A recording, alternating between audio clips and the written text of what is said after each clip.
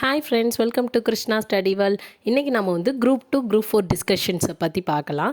என்ன செலக்ட் பண்ணலாம் அப்படிங்கிறத பார்த்தாச்சு. இப்போ நம்ம என்ன பண்ணலாம், அடுத்த ஸ்டெப் எடுத்து வைக்கணும்ல. நெக்ஸ்ட் ஸ்டெப் என்ன பண்ணலாம், எப்படி படிக்க ஆரம்பிக்கணும், ஃபஸ்ட்டு படிக்க ஆரம்பிக்க முன்னாடி என்ன பண்ணணும் அப்படிங்கிறது தான். கண்டிப்பாக நான் வந்து அனுபவப்பட்டனால தான் அதை வந்து சொல்கிறேன்.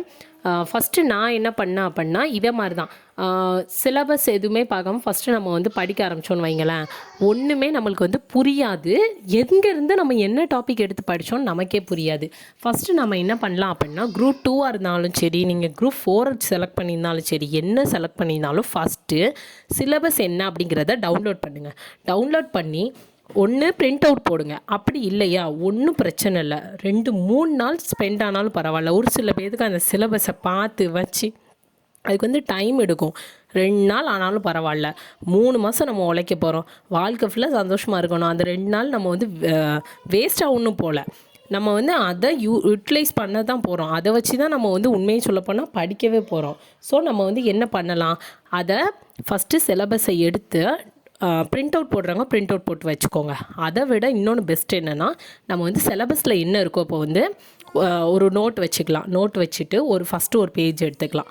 எடுத்துகிட்டு ஜென்ரல் சயின்ஸு, அதுக்கப்புறம் ஜென்ரல் ஸ்டடீஸில் என்னென்ன டாபிக்ஸ் இருக்குதுன்னு ஃபஸ்ட்டு எழுதிக்கலாம்.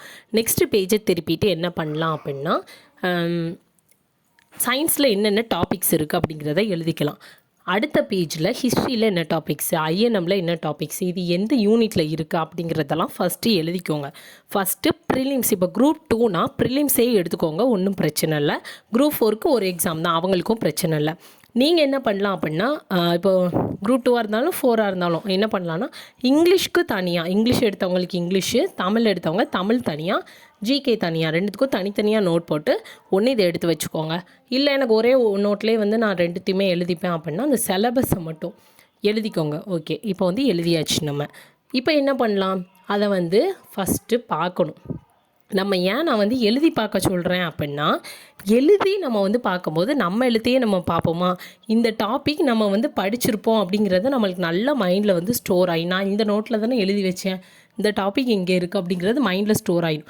சிலபஸை பார்க்கும்போது நம்மளுக்கு வந்து அந்தளவு மைண்டில் வந்து இருக்காது. அதனால நான் வந்து அப்படி சொன்னேன். அடுத்து இப்போ ஒவ்வொரு டாப்பிக்காக எடுத்து வச்சாச்சு. இப்போ அதில் வந்து பார்த்தாச்சு, பார்க்கவும் செஞ்சிட்டோம். இப்போ நம்மளுக்கு வந்து ஓரளவு ஒரு நாள் ஸ்பெண்ட் ஆனாலும் பரவாயில்ல, புரிஞ்சிருக்கும் இந்தந்த டாபிக்ஸ். ஓகே, இதெல்லாம் இருக்குது, இதில் நம்மளுக்கு தெரிஞ்ச டாபிக்ஸ் இதெல்லாம் தெரிஞ்சதுன்னா நம்ம கேள்விப்பட்டிருப்போம். ஒரு சில பேர் ஓல்டு ஸ்டூடெண்ட்ஸ்னால் படிச்சிருப்பீங்க, அந்த டாபிக்ஸ்லாம் என்னதுன்னு அதிலே உங்களுக்கு வந்து தெரிஞ்சிடும்.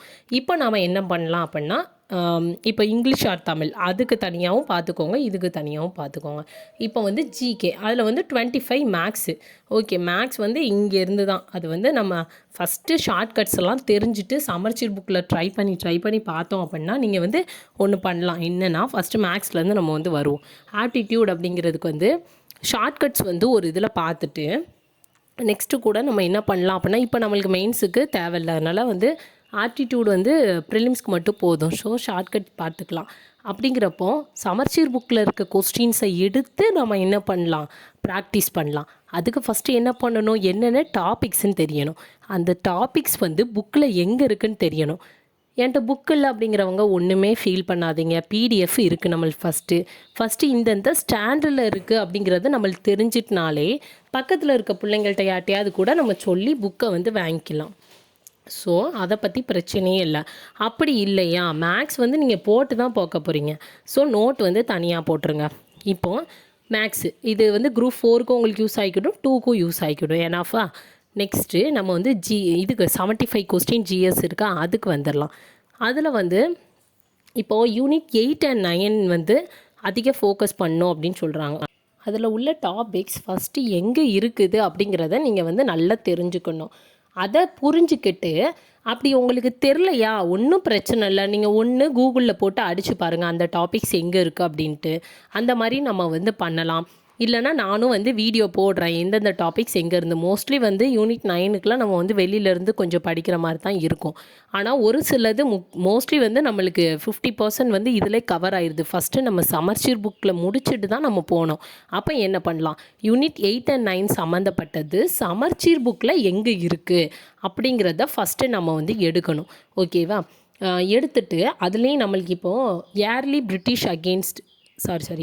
ரிவோல்ட் அகெயின்ஸ்ட் பிரிட்டிஷ் ரூல் அப்படின்னு சொல்லிட்டுலாம் இருக்கும்.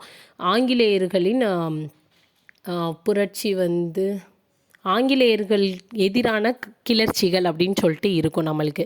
அந்த டாபிக்ஸ்லாம் நம்ம என்ன பண்ணலாம்னா ஐஎன்எம்மில் கொஞ்சம் கவர் ஆகும். அதே மாதிரி யூனிட் 8லேயும் கவர் ஆகும். அப்போ 2 போர்ஷன்ஸ்லேயும் கவர் ஆகுதா? நீங்கள் என்ன பண்ணலாம் அப்படின்னா நோட்ஸ் எடுத்தீங்க அப்படின்னா இனிமேல் நோட்ஸ் எடுக்கிறது கஷ்டம்னு நினைக்காதீங்க. கண்டிப்பாக நோட்ஸ் எடுத்து படிக்கிறது தான் நல்லது. அதுக்கு ஒரு 3 days ஆகும். ஒரு யூனிட் நீங்கள் எடுத்து முடிக்க 3 days ஆகும். அதை நீங்கள் படிக்க ஒரு 3 days ஆகும். 3 days கூட ஆகாது. திருப்பி அதை ரிவிஷன் பண்ண ரொம்ப சப்பையாக போயிடும். புக்கில் தேடி தேடி பார்க்கறதுக்கு இது ரொம்ப உங்களுக்கு வந்து ஈஸியாக தெரியும். அதனால் இனிமேல் நான் நோட்ஸ் எடுத்து படிச்சிட முடியுமா அப்படின்லாம் நினைக்காதீங்க. கண்டிப்பாக முடியும். கொஞ்சம் நம்ம வந்து வேணால் அந்த ஒர்க்கிங் உமன்ஸு ஹவுஸ் ஒய்ஃபுக்கு வேணால் கொஞ்சம் கஷ்டமாக இருக்கும். வேறு என்ன பண்ண முடியும்? வீட்டில் இருக்க கொஞ்சம் பெரியவங்கள வந்து பார்க்க சொல்லிட்டு தான் நம்ம கொஞ்சம் கஷ்டப்பட்டு நோட்ஸ் எடுக்கணும், நைட் உட்காந்து எடுக்கணும், அந்த மாதிரி தான் செய்யணும். வேறு வழி இல்லை. ஒரு டாபிக் கீழே என்னெல்லாம் வருமோ ஃபஸ்ட்டு அது என்னன்னு தெரிஞ்சுக்கணும். ஃபஸ்ட்டு ஒரு யூனிட் எடுத்துக்கணும். ஃபஸ்ட்டு என்னென்ன யூனிட் இருக்குது, யூனிட்குள்ளே என்னென்ன டாபிக்ஸ் இருக்குது, சிலபஸில் நான் வந்து சொல்கிறேன். அடுத்து அந்த இப்போ ஒவ்வொரு டாபிக்ஸ்குள்ளே என்னென்ன இதெல்லாம் கவர் ஆகுது, என்னென்ன விஷயங்கள் கவர் ஆகுது அப்படிங்கிறத நம்ம வந்து தெரிஞ்சுக்கணும். இப்போ எக்ஸாம்பிள் வந்து நம்ம ஜாகிரஃபி ஆஃப் தமிழ்நாடுன்னு கொடுத்துட்டாங்க, அப்படி தானே? பட் அதில் என்னெல்லாம் கவர் ஆகுது? மவுண்டெயின்ஸை பற்றி சொல்கிறாங்க, national parks, bird sanctuary, dams, rivers, அப்புறம் நம்ம டிரான்ஸ்போர்ட், எல்லா விஷயமுமே அதிலே கவர் ஆயிடுது. அண்ட் எக்கனாமி ஆஃப் தமிழ்நாடு அப்படின்னாலே நம்மளுக்கு வந்து என்னென்ன உற்பத்தி பண்ணுறாங்க, எது எங்கே விளையுது, அது இது எல்லாம் அதில் கவர். அப்போது ஒரு டாபிக் இருக்குது அப்படின்னா அந்த டாப்பிக்கில் சப் டாபிக்ஸ் என்னதெல்லாம் கவர் ஆகுது. அப்போது இதெல்லாம் ஃபஸ்ட்டு நம்ம தெரிஞ்சுக்கணுன்னா என்ன பண்ணணும்? மினிமம் நம்மளுக்கு ஒரு 3 days அது கண்டிப்பாக ஆகும். ஏன்னா எல்லாத்தையும் ஒரு நோட்டில் நீங்கள் நீட்டாக கிளாரிஃபை பண்ணி எடுத்து வச்சிட்டிங்கன்னு வைங்களேன். அதுலேயும் வந்து ஒரு சில டாபிக்ஸ் வந்து தெரிஞ்சுக்கலாம். எனக்கு இது சுத்தமாக வராதுங்கிறவங்க வந்து அந்த டாபிக்ஸை பற்றி தெரிஞ்சுட்டு ரொம்ப வந்து டீப்பாக போகாமல் ஓரளவு தெரிஞ்சுட்டு பட் இம்பார்ட்டண்ட் டாபிக்ஸை வந்து நம்ம விட்டுறாமல் இருக்கணும். ஏன்னா ஜிகே தான் வந்து ஈஸியாக ஸ்கோர் நம்ம வந்து நிர்ணயிக்கக்கூடியது.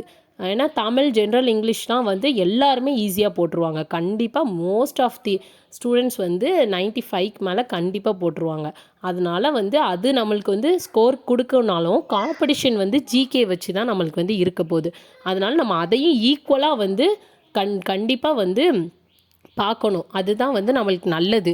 அதுதான் கண்டிப்பாக நம்மளை வந்து ஸ்கோரிங்கில் உயர்த்தி கொடுக்கும். அப்படிங்கிறப்போ ஒரு நோட் எடுத்துக்கோங்க.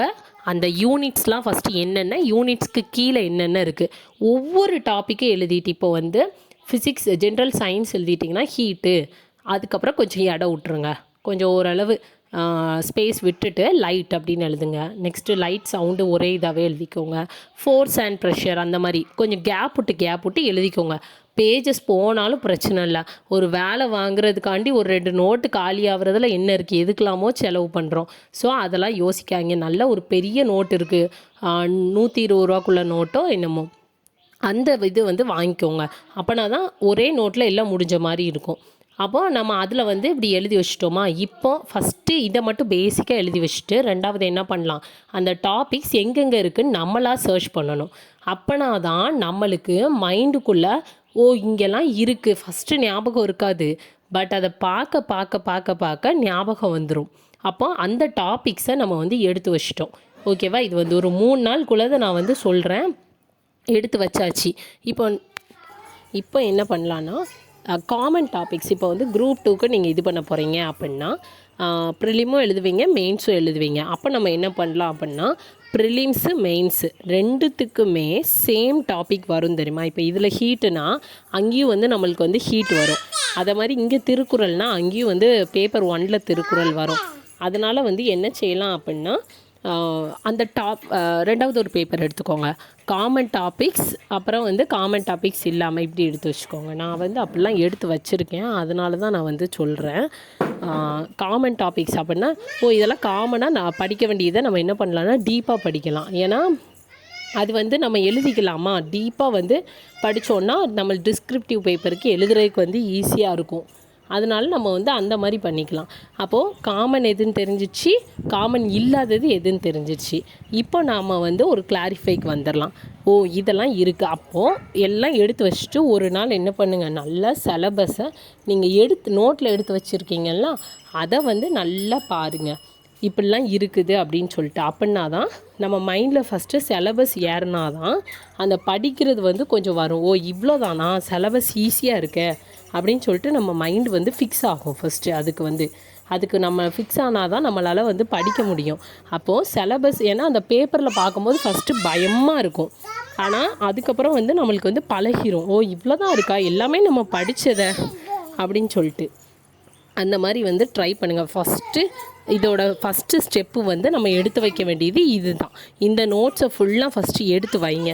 நெக்ஸ்ட்டு வந்து நம்ம என்ன பண்ணலாம் அப்படிங்கிறத நெக்ஸ்ட் வீடியோவில் பார்க்கலாம். Thank you friends. இது போல் நிறைய டிப்ஸ் அண்ட் ட்ரிக்ஸ் வேணும் அப்படின்னா நம்ம சேனலை வந்து கண்டிப்பாக மறக்காமல் சப்ஸ்கிரைப் பண்ணிடுங்க, ஷேர் பண்ணுங்கள், கண்டிப்பாக கமெண்ட் பண்ணுங்கள். நெக்ஸ்ட்டு என்ன பண்ணலாம், நீங்கள் எப்படி நோட்ஸ் எடுத்தீங்க அப்படிங்கிறத கண்டிப்பாக கமெண்ட் பண்ணுங்கள் friends. See you on next video.